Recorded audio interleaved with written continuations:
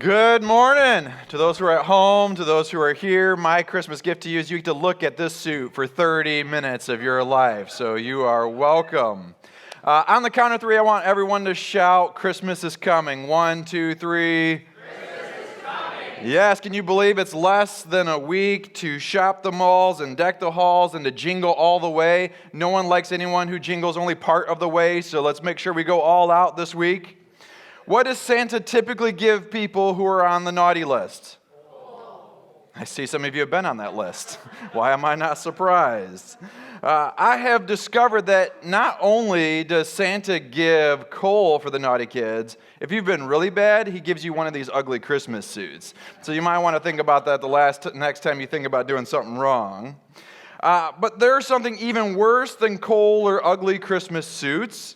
It's final exams right before the Christmas break. Anyone have to take final exams recently? Yes. In the words of Buddy the Elf, the best way to spread Christmas cheer is to cancel final exams for the rest of the year. Amen. I think the only thing that would be worse is in Europe, you actually take the exams after Christmas break, which is why we left to start America, so we can get away from all that nonsense. In the spirit of final exams, I want to ask you guys a trivia question. What is the highest grossing Christmas movie of all time? Charlie Brown? No. White Christmas? No. Wonderful Life? No. Home Alone. It's not Die Hard, it's Home Alone. Home Alone is the highest grossing Christmas movie. Not all the 2, 3, 4, 5, 6, whatever, however many they're up to now, but the number one is the highest grossing. Well, when people know a lot about cultural Christmas, there's a lot about traditional Christmas that we often don't realize. There are scriptures that we read every year, but we don't always know the story behind those scriptures.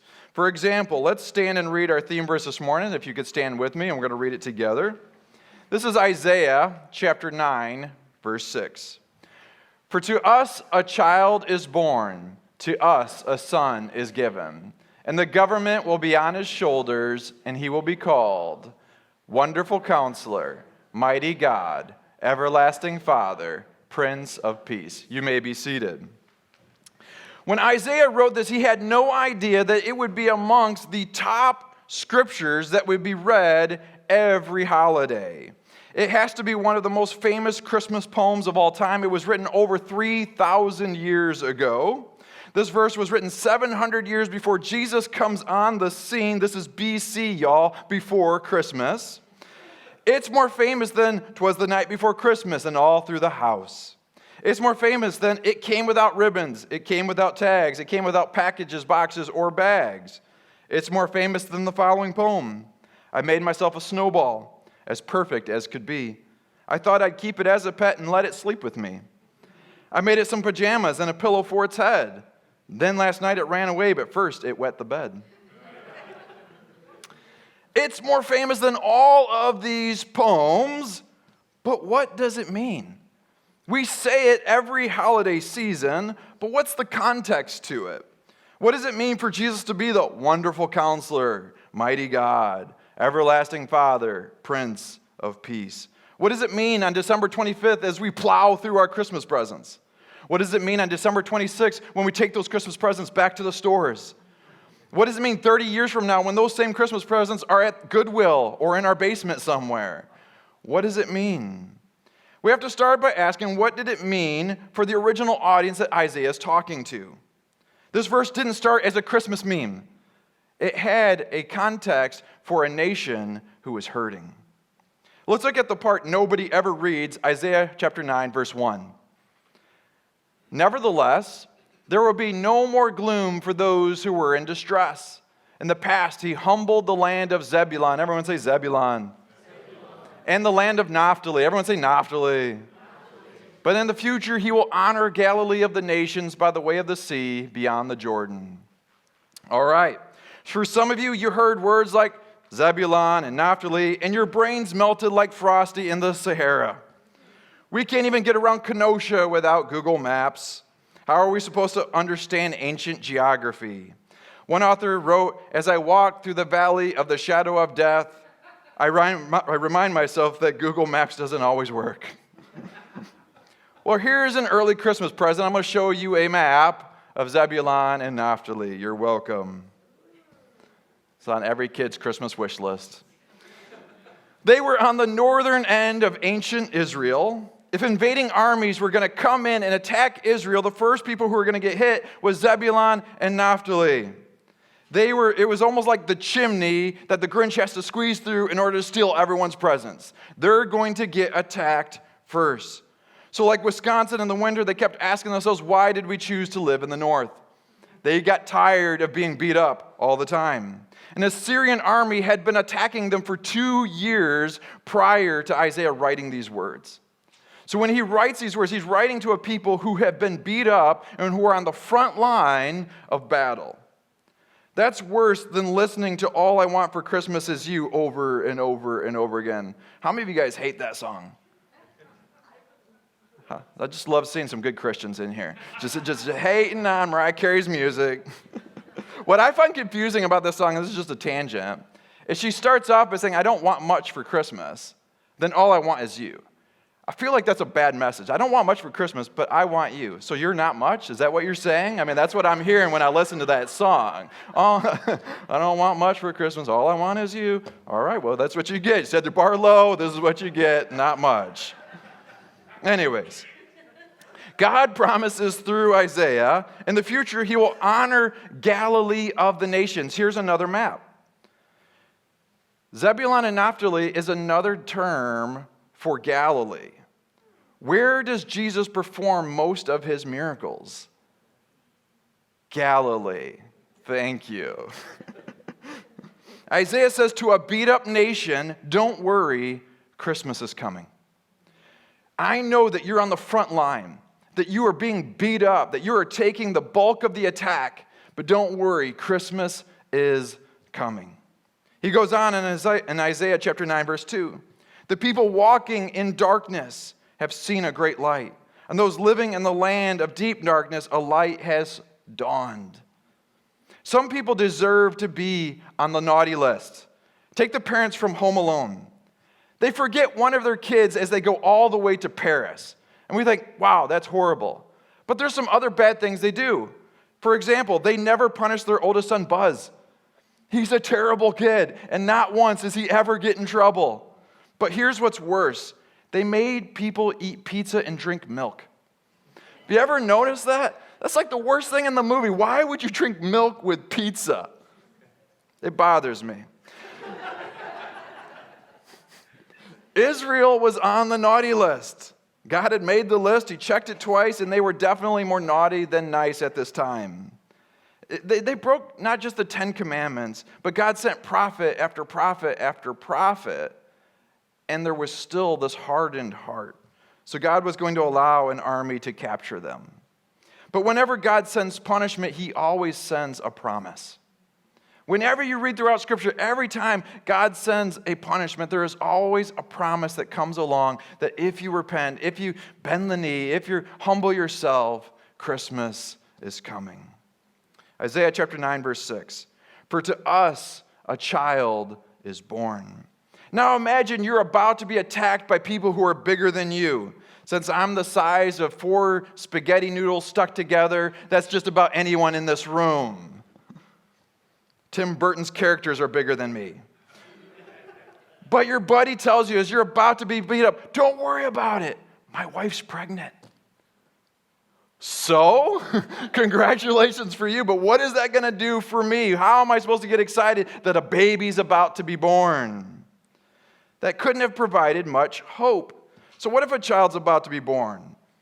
What are they going to do to an army? I mean, they can wear down a mom and dad with all the crying, but not a whole army. They can't get a job until they're 16. They can't go off to war until they're 18. They can't even move out of the house until they're 30 or 40. So how is this supposed to bring hope? How is a baby good news?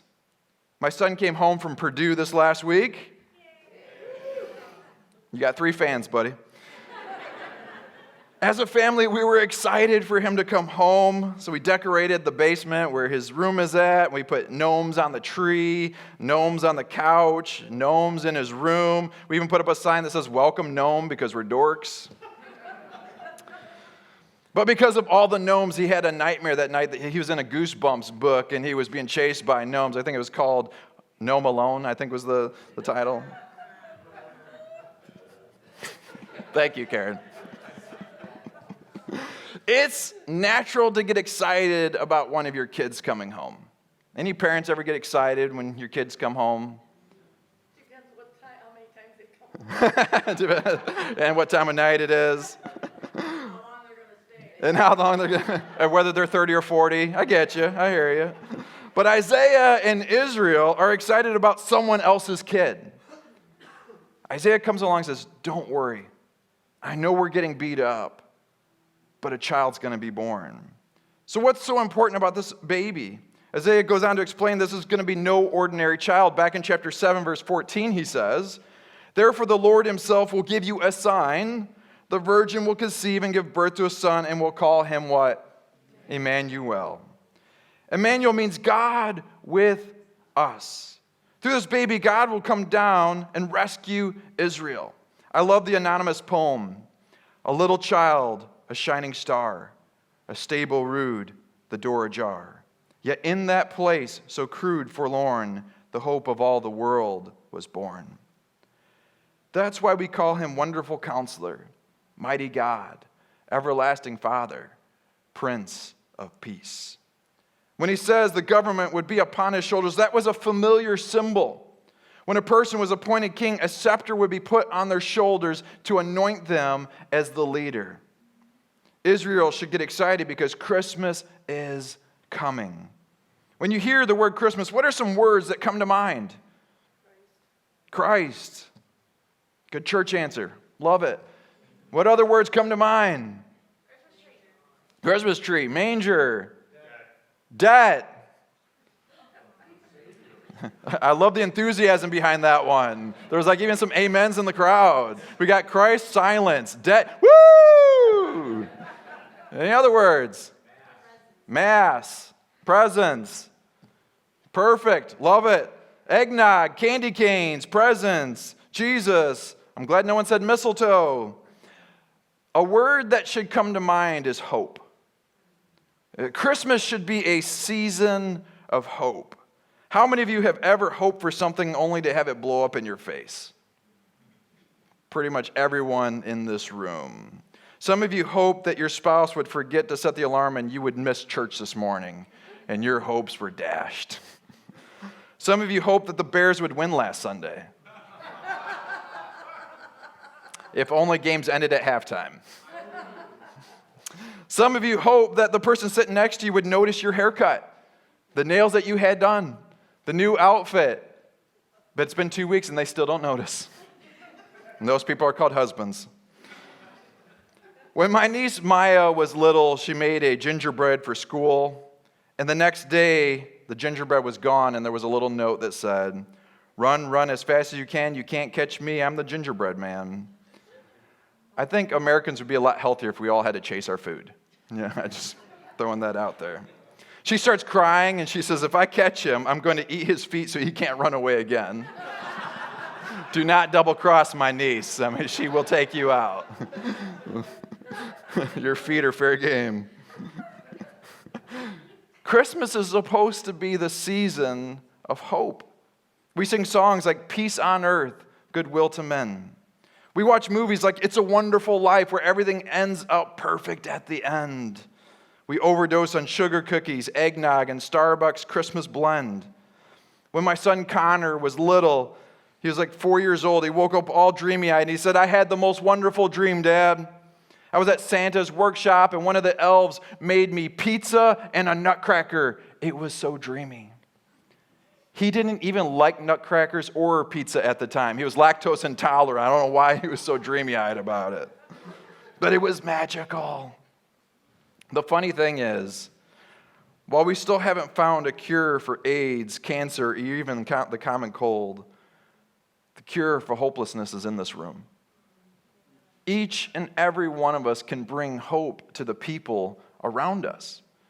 Look at the people around you. Every one of us can bring hope into the lives of the people that we encounter this holiday season. The friends, the family, the neighbor. You have the ability to bring hope into someone's life. And sometimes it just takes the smallest act of kindness, like shoveling someone's driveway. Maybe someone random like 2529 80th Street. Just throwing that out there as a possible address when it snows the next time. Just show up and just do it. Watch somebody's kids. Throw a Christmas wrapping party. Wrap presents together. Wrapping presents is stressful. Make it into something entertaining. Drive someone to the store that they want you to drive them to the store. Give them a hug or pat them on the back. Buy an extra gallon of milk. Nothing inspires hope like a $100 bill. I've never seen someone given a $100 bill and frown about it. It just brings hope. A substitute teacher was called in and asked if she would be willing to go to the hospital and help out a young boy. She needed some extra work time and some experience, and so she agreed. The next day, she showed up at the hospital, and she was looking for his room and didn't realize that he was in the burn unit. And when she walked into the room, it took everything within her not to gasp, to not draw attention to how scarred and miserable the young boy was.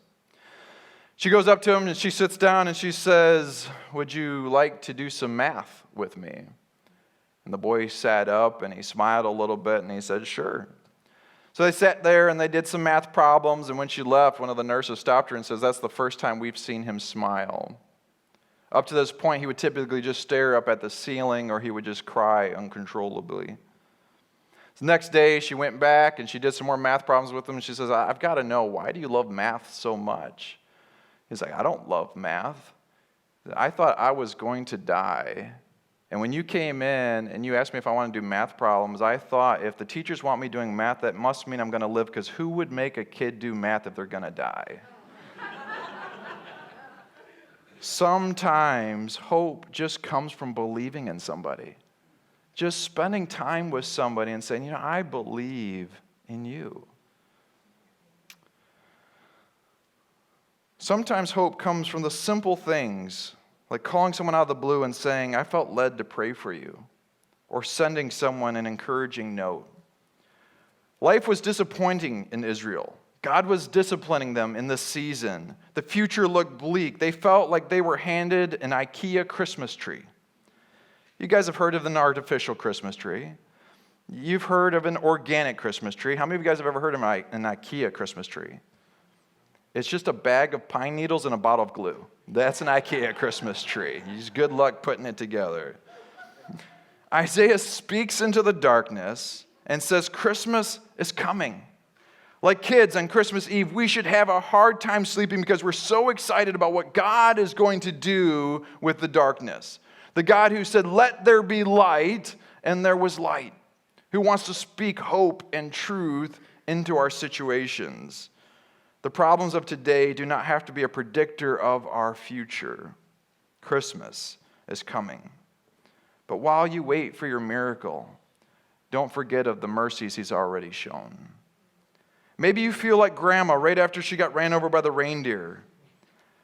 But God has a gift waiting for you. Isaiah chapter 9, verse 3. "You have enlarged the nation and increased their joy. They rejoice before you as people rejoice at the harvest, as warriors rejoice when dividing the plunder." I was at a White Elephant Christmas party this last week, and my wife got a package of batteries with a note that said, "Toy not included." She was so excited because we can never find batteries around our house. 3 kids, it's like you're constantly running out of batteries. This sounds like kids Christmas morning dividing up the gifts when you read this verse, looking for the one with their name on it. Isaiah says that if we truly understood all that we have in Jesus, we couldn't help but be excited because Christmas is coming. We won't just like Christmas, we won't just love Christmas, we will live Christmas every day. We would walk around like Buddy the Elf saying, "Smiling is my favorite." But if we're honest, Christmas can be hard. Christmas can be a reminder of the loved one that's not around the tree anymore. Christmas can be very difficult. Between Thanksgiving and Christmas, it's easy to put on extra weight. I thought about inventing a scale that tells you whatever weight you want to hear. Like every time you stay, you could be like 3 sizes bigger, but that scale's going to be like, you're perfect. I think I'm going to sell a lot of those scales. Sign you up. It's done. But there's eggnog and sugar cookies and hot chocolate and who pudding and rare who roast beast. My youngest was snuggling me recently, and he's laying next to me, and he's patting my belly, and he says, Dad, do you think all dads are as soft as you? I only have 2 kids to buy for Christmas this year, so that helped out the budget. But when life is hard, we need to remind ourselves that Christmas is coming. Not cultural Christmas, but what Christmas truly means. I love the picture with a wreath on one side, and it says, "'Tis the season." And on the other side is a crown of thorns that says, "'Tis the reason." A reminder of what Christmas is all about.